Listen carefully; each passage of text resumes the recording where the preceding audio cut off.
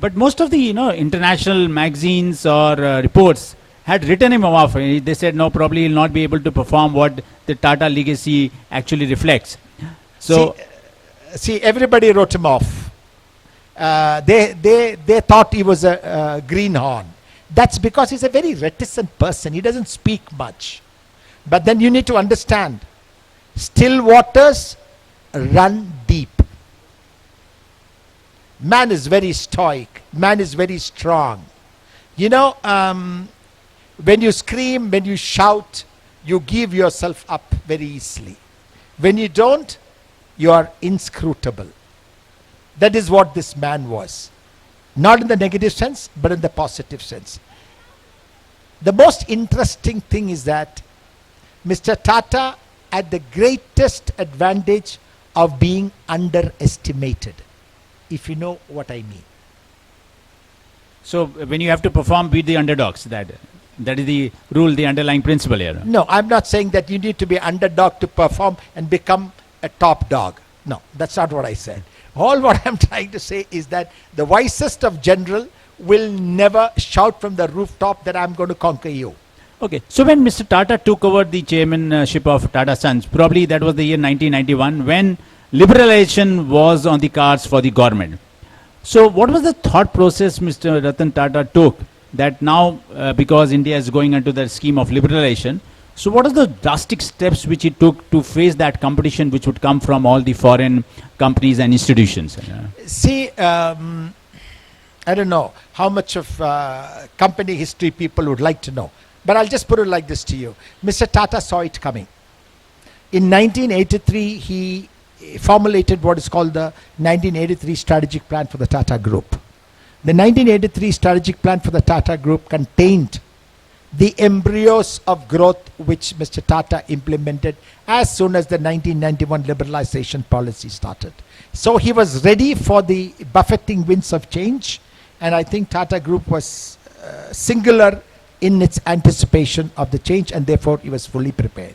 And there are a host of steps that, as I told you, like JRD QV Award, Tata Brand Equity Agreement. These are all finer details. But the fact is that the man worked hard day in and day out. Let me put it like this simply to you, for everybody to understand what he did for the organization. When he took over in 1992 to 2012, when he stepped down. So you will understand the kind of job he had done, the achievements which he could record.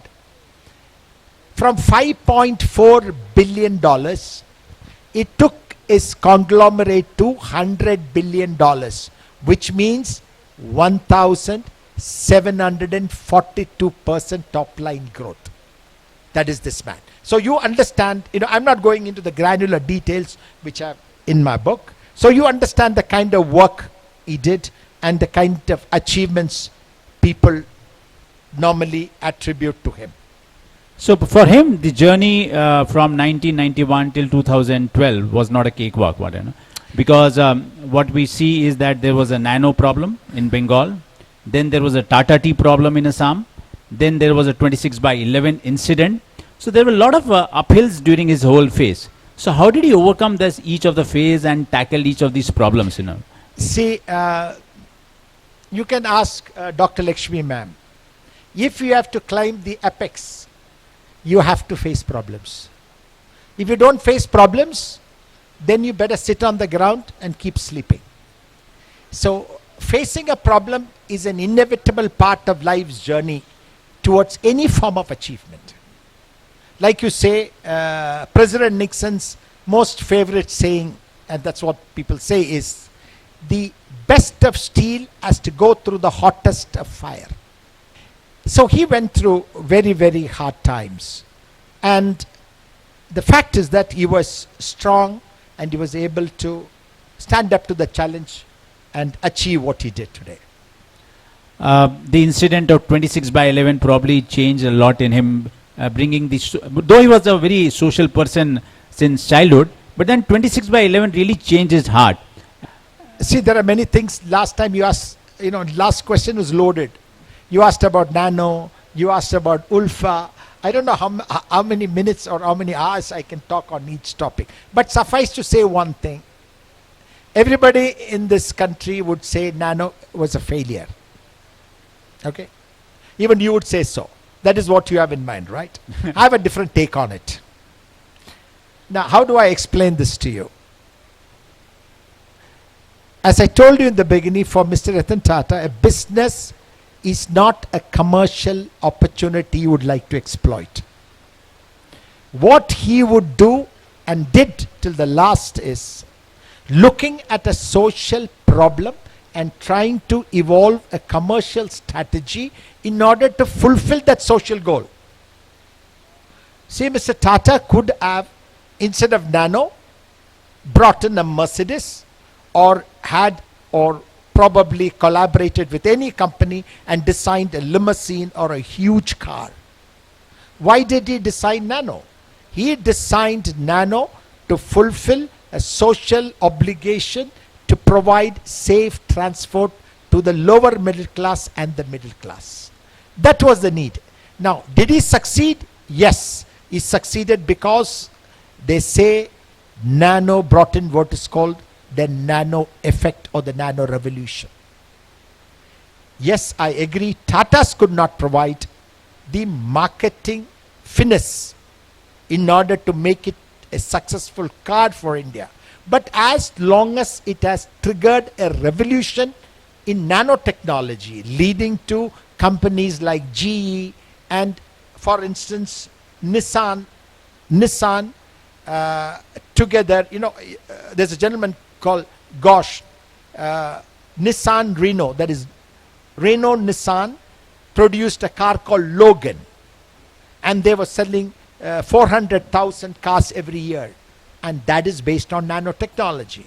So the very fact that Mr. Tata was able to usher in a revolution of nanotechnology makes the concept great. It doesn't matter to him whether Tata was able to produce, as long as his concept, his design actually engendered a new revolution. That's all what he was looking for.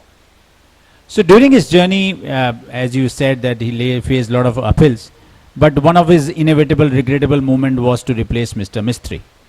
And ironically, he was the person who brought Mr. Mistry and backed him. So what was the story and how did it all happen? And why he was replaced, and what was Mr. Tata's role in that? It's too complex. I'll put it very simply to you. Mr. Tata backed Cyrus Mistry to the hilt from the very beginning. Number one. Since this audience may not be actually interested in the complexities, I'll put it very simply for you. When Mr. Tata approved the appointment of Cyrus Mistry, there are only two things he said. One is that he should take adequate steps to separate himself from Shapurji Palanji Group, so that as chairman his company does not get contracts from Tata Steel, Tata Motors or any of the Tata companies. That was an ethical requirement. Okay? Why is this ethical requirement so important for Mr. Tata? Please understand, Mr. Tata himself has started what called the Tata Code of Conduct, which meant a Tata employee cannot do anything which is unethical. So therefore, before he appointed him or approved his appointment, he said he will have to provide a framework to separate himself from the commercial interest of Shapurji Palanji Group, or otherwise there will be a conflict of interest. To give you a very simple example so that everybody would understand. Let's say you are a district magistrate in this district. Can you have a company winning contracts to make wells in the district? Can you do that? You can't. Well, Cyrus Mistry's company, Shapurji Palanji, was getting contracts from various Tata companies. So what did he say? He says you will have to separate, number one. Number two, he said you will have to do 1 year's training. Now 2 years down the line, Mr. Cyrus Mistry, I'm not trying to say Mr. Cyrus Mistry is a bad man or he did anything wrong. It was a practice which was happening in the Tata companies for so many years. in fact decades. But once you become the chairman, you should have ensured that not even single contract went to Shapoji Palanji. It went, and therefore there was a time when Mr. Tata had to take a decision. Well, in order to maintain corporate governance, good governance, uphold ethical values, the person will have to go. That is the reason. So it is not that he was removed. Mr. Tata felt it a need to protect the ethical governance standards of the Tata Group, and therefore he very painfully took this decision. So today, currently, the state is that Tata Group is headed by a person who is not belonging to Tata family and not a Parsi. So how do the Tatas ensure that that legacy is carried on? See, let me put it like this to you. Tatas are a different group. They don't belong to family. They belong to the nation. Mr. Tata himself said on many occasions, Tatas is not a Parsi it's not a Parsi concern. It's a national concern. It doesn't matter if Chandra is a Parsi or not a Parsi. As long as the present chairman embodies the character of the Tata Group, which is ethical, normative values, is a fit person to the chairman. And he does embody this in his persona. That is important. It doesn't matter if it belongs to a Hindu, Christian, Parsi, it doesn't matter. As long as you symbolize and you have the ethical concept which govern the entire foundation of the group. That is what is important. So I think after 50 years, agar Sholay ka remake hoga, and if Gabbar was asked कि business world में कितने आदमी थे, there will be two.